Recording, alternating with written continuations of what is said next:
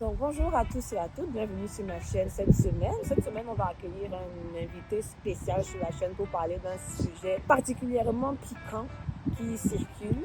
Donc, sans plus attendre, je vais introduire notre invité qui va se présenter très vite. Si vous n'êtes pas encore abonné à sa chaîne après sa présentation, je vous invite à aller vous abonner sur sa chaîne parce qu'il y partage des pépites. Tu peux venir te présenter. Donc, salut, merci Kim. Bonjour, comment ça va? Je vais très bien, toi? Je vais très bien. Donc, si tu peux te présenter en Stéphane Chouapi, ça va faire 10 ans que je suis au Canada. J'ai lancé la chaîne Immigration Entrepreneuriat, ça fait 5 ans, en 2019, où je partage une vision simple en lien avec l'immigration, l'intégration et l'entrepreneuriat au Canada, parce que je suis convaincu que chaque migrant doit prendre sa place au Canada. C'est intéressant. Donc, l'entrepreneuriat, est-ce que ça veut dire que quelque part, tu es un peu entrepreneur? Tu peux lancer un peu tout à fait, bien sûr. Alors, l'idée chez moi, quand je suis arrivé, c'était de donner la possibilité aux immigrants d'aller chercher un plus-value, d'apporter une valeur ajoutée à leur vie, de ne pas se contenter du métro boulot de dos ou de s'asseoir sur leur laurier ou se dire qu'on est arrivé au Canada, c'est le paradis. Non, c'est toujours aller chercher un plus-value. Et donc, sur cette chaîne, on donne pas mal d'idées business. Dernièrement, j'ai sorti une vidéo où j'en ai donné 20 idées business sur comment on peut se lancer, sur comment on peut commencer avec pas grand-chose et comment est-ce qu'on peut être hybride, avoir son boulot, avoir ses activités entrepreneuriales et puis après, si ça marche, lâcher son boulot et puis être son propre patron. Et actuellement, je suis en partenariat avec le groupe RCA. On a maintenant quasiment des locaux qui peuvent recevoir entre 20 et 30 étudiants dans lesquels on leur montre comment faire un plan d'affaires, comment aller chercher du financement et comment aussi lancer leur entreprise. Mais c'est très intéressant, ça. Je garde ça quelque part dans ma tête, c'est important. Ça fait donc 5 ans que tu as lancé ta chaîne. Donc aujourd'hui, on va rebondir sur la fameuse polémique. Ouais, il y a une vidéo qui circule là. On va la poster, vous allez entendre passer. Il se dit que des influenceuses, femmes, j'espère que tu ne fais pas partie là. En tout cas, je n'ai pas vu ma tête dans la vidéo. Qui encouragent les femmes africaines à venir accoucher au Canada et ensuite rentrer chez eux. Votre enfant automatiquement devient ou obtient la citoyenneté canadienne directement. Je vais vous parler de ce qu'on va appeler les bébés passeports. Des influenceuses, souvent africaines, expliquent comment s'y prendre pour venir accoucher au Canada. Et elles vantent même les avantages de se lancer dans une telle aventure. J'appelle ça un investissement, venir accoucher au Canada ou aux États-Unis, pour la première raison, pour que, elle prévoit que demain, l'enfant grandit, il peut venir étudier au Canada à moindre coût. Vous savez, par exemple, nous qui sommes africains, ce continent de l'incertitude, comme je le dis toujours, avec des perturbations sociales, tu peux automatiquement rentrer au Canada parce que tu es un citoyen canadien. Ça peut arriver qu'un tourisme, une personne qui va venir accoucher au Québec, elle est vraiment en vacances, puis elle accouche peut-être de façon précoce. Mais sinon, c'est tellement prévisible un accouchement qu'on peut croire qu'ils viennent spécifiquement là, pour accoucher chez nous. Il faut penser, entre autres, dans nos hypothèses, justement, à la citoyenneté canadienne. Donc, un enfant qui vient naître au Québec va avoir un certificat de naissance là, localement. Donc, toutes les possibilités ou les facilités qui viennent par la suite là, au niveau de besoins futurs en lien avec la citoyenneté canadienne. C'est toutefois assez difficile d'avoir un portrait clair de la situation.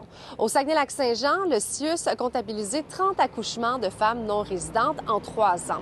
À titre comparatif, le CIUS du nord de l'île de Montréal en a répertorié 420 sur 4 ans.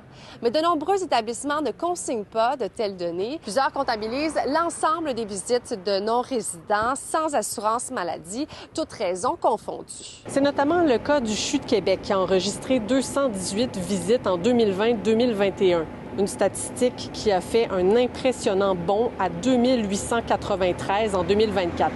Dans Chaudière-Appalaches aussi, la hausse est frappante. On est passé de 320 visites il y a 4 ans à 1650 visites. Le CIS est toutefois en mesure de nous dire que 25 de ces visites, qui sont survenues en 2023-2024, étaient des accouchements de non-résidentes. Maintenant, qu'est-ce qui explique cette hausse? Bien, voici la réponse du CIS de Chaudière-Appalaches. On connaît les réseaux sociaux, là. Des fois, on publie une simple vidéo, puis ça devient viral, puis ça se propage très rapidement. Ça, c'est certainement un élément clé, un élément qui justifie la croissance. Maintenant, c'est quoi l'enjeu pour nos hôpitaux? Ça crée d'abord un achalandage accru dans des hôpitaux qui, on le sait, sont déjà surchargés, mais il y a aussi de nombreuses factures qui demeurent impayées. C'est de la clientèle additionnelle qui arrive pour chercher des services de santé.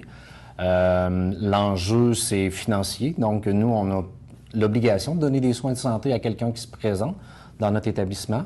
Et par contre, quand il se présente sous son statut de non-résident, bien là, dans nos systèmes, ça déclenche automatiquement un traitement particulier. Et bien, selon la tarification du ministère, c'est des factures qui peuvent grimper assez rapidement. Et là, c'est déjà en train de faire mouche au Canada. On en parle de plus en plus. Et là, ça va créer des lois autour de ça. Et moi, je trouve que c'est un peu dommage parce que c'est pas la publicité qu'il fallait faire. Non, parce que même si on sait que des choses illégales se passent, tu ne vas pas sur les réseaux pour dire que ça se passe. Tout à fait. Parce que ça n'arrive pas que dans la communauté noire. Partout. Des personnes qui viennent accoucher. En fait, le problème au Canada, c'est que ces personnes qui viennent accoucher ne vont pas payer les soins pour lesquels elles sont traitées. Tu viens accoucher, l'hôpital te fait une facture, tu disparais, tu prends la clé des champs. Pendant que nous, ici, les impôts que tu payes font que tu as ta carte d'assurance maladie, tout est pris en charge, mais tu payes des impôts pour, tu vois. C'est ça. Et ces femmes-là viennent accoucher, elles laissent un trou dans la sécurité sociale. Il faut que les actes qui ont été pratiqués soient payés. Qui paye? Tout à fait. Fait passer un mauvais message au niveau de la population canadienne, comme quoi nous sommes des crosseurs du système. Crosseurs ici, c'est un peu comme des voleurs. Des voleurs. On vient profiter du système et ça, ils n'aiment pas. Et là, qu'est-ce qui va se passer? C'est que bientôt, je ne sais pas quand là, mais une loi sortira. Une loi dans laquelle on dira on ne veut plus des visiteurs enceintes, des visiteurs qui on fait des checks médicaux. Avant, le fait d'être enceinte ne devait pas constituer quelque chose qui devait t'handicaper pour un visa. Mais après, ça va devenir que... En fait,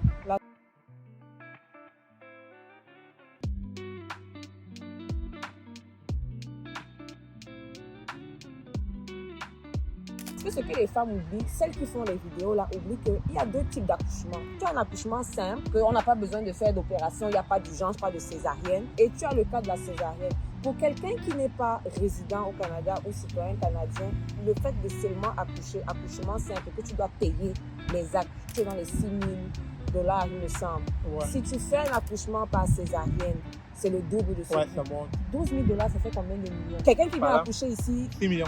Va dépenser cet argent. Non, tu vas disparaître dans la nature une fois que ton enfant est né, tu es parti, non? Et qui paye ensuite ce trou que tu as laissé? Les Canadiens. Tout est en train de se passer là maintenant, on est en train de vouloir réduire. Dans tous les secteurs. On touche déjà l'asile, on touche déjà les étudiants, demandeurs d'asile, les travailleurs. Exactement. Là, si vous venez d'écouter, je trouve que vous ne faites pas un bon boulot en venant donner des astuces comme ça, en disant aux gens, venez accoucher, votre enfant va être canadien. Pourquoi vous avez besoin de dire ça? Les gens sont vus, regardés par le gouvernement canadien. Et c'est pas légal ce que vous dites en plus, ce qui fait mal, c'est pas légal de le dire. De venir dire, ok, vous venez accoucher, votre enfant est canadien, demain il pourra aller où il veut parce qu'il aura le passeport canadien. Je pense que ce que ces femmes-là semblent peut-être ignorer, c'est que vous savez, dans les agents d'immigration ou les gens qui travaillent même aux douanes, il n'y a pas que les Canadiens de souci. Souvent même, vous avez, on a nos propres frères camerounais qui travaillent comme les agents d'immigration. Donc, quand vous faites des choses comme ça, j'avais vu récemment, il y a une vidéo qui tournait sur une chaîne, une dame qui disait qu'elle demandait l'asile ici au Canada parce qu'elle a peur d'une secte à laquelle son mari appartient et la secte s'appelle Famla. Toi et moi, on sait c'est quoi le Famla au Cameroun. La dame est passée dans un journal télévisé pour commencer à dire qu'elle reçoit les messages de menaces du gourou de la secte de son mari, secte Famla. Nous, on est des Camerounais. On sait que le Famla, ce n'est pas une secte. Et quand elle fait ça même, est-ce que les Camerounais la regardent? Il y aura 1000 astuces pour immigrer, mais arrêtez de venir vous vilipender comme ça en public parce que vous dites trop de choses qui, à la fin de la journée, viennent non seulement fermer la porte à d'autres générations, à d'autres personnes qui pourraient venir au Canada, mais tellement vous avez causé trop de merde qu'à la fin, ils sont obligés de resserrer. C'est dommage. Je ne sais pas si c'est, comme je disais, est-ce que c'est pour avoir des abonnés qui vont te contacter pour te dire que je veux que tu me donnes plus de détails sur ce dont tu as parlé dans ta vidéo et qu'elles vont monnayer ces informations-là. Sinon, je ne comprends pas en fait. À un moment, la France aussi avait ce truc que le Youth Service. Aussitôt qu'un enfant était né en France, tu avais la nationalité. Ça a changé en 98. Peut-être à cause de comportements, comme ça, on s'est rendu compte que les gens venaient accoucher puis elles partaient. Tu vois. À un moment, ça va devenir ça. Le Canada va peut-être enlever le droit du sol. Parce qu'à force de faire ça, on se dit, OK, c'est simple, tu viens accoucher au Canada, mais si tu ne vis pas au Canada depuis un certain nombre de temps que tu ne peux pas les enfants, ton enfant n'est même pas canadien. Il sera né au Canada, mais il sera camerounais. Ce qu'on fait aujourd'hui, Kim et moi, c'est vraiment pour attirer l'attention de ces personnes-là et puis de ceux qui nous regardent. Franchement, il va falloir qu'on change nos attitudes. Il va falloir qu'on change nos habitudes. Parce que ça, si on ne le fait pas, là, on va créer d'autres lois qui viendront à nous empêcher de nous établir ici au Canada. L'immigration, c'est passé il y a 10 ans. Mais il y a 10 ans, je n'ai pas fait les tests de langue. Ça n'existait pas à mon époque. Mais c'est entré en vigueur à cause des dérapages. Et il y a 10 ans, quand quelqu'un venait avec sa conjointe de fait, ça se passait bien. Maintenant, il faut vous marier. Ce n'est que comme ça que le dossier avant. Quand vous êtes conjoint de fait, ils sont trop... Ah, qu'est-ce qu'ils prouvent? Parce qu'il y a eu de faux conjoints de fait. Parce que d'après la LIPR, la loi sur l'immigration, la protection des réfugiés, quand tu reçois un avis d'expulsion, tu n'as plus le droit de rentrer au Canada. Sauf si tu fais une demande. Et c'est une demande spéciale. C'est-à-dire une ARC, un avis de retour au Canada. Je pense que ça doit être ça. On voulait vraiment rebondir là-dessus parce que déjà l'immigration, tout azimut au Canada, ça commence à devenir compliqué entre l'Ego qui veut protéger le français, le Québec qui estime qu'ils croulent déjà sur toutes les demandes. Vous venez encore ajouter des gens, venez accoucher, franchement. Ça, on n'a pas besoin de ça, les influenceuses. On n'a pas besoin de ça, s'il vous plaît. Arrêtez ça. Oh là, et c'était envers nos sœurs là, qui dérangent les réseaux sociaux là. Donc, on espère que le message est passé. Donc, on était très contents de vous retrouver. Comme je disais tantôt, vous pouvez aller vous abonner massivement sur la chaîne de Stéphane. Je vais d'abord laisser le lien de sa chaîne en bas de description de cette vidéo. Donc, n'hésitez pas à aller voir. Et puis, comme il a dit tantôt, là, il donne des idées pour ceux qui veulent se lancer en entrepreneuriat. Je sais qu'il y a beaucoup ici qui aimeraient être leur propre patron. Donc, c'est l'occasion. En passant, il y a une formation qui débute mi-octobre, tout du 19 octobre. Une formation sur comment lancer une entreprise au Canada.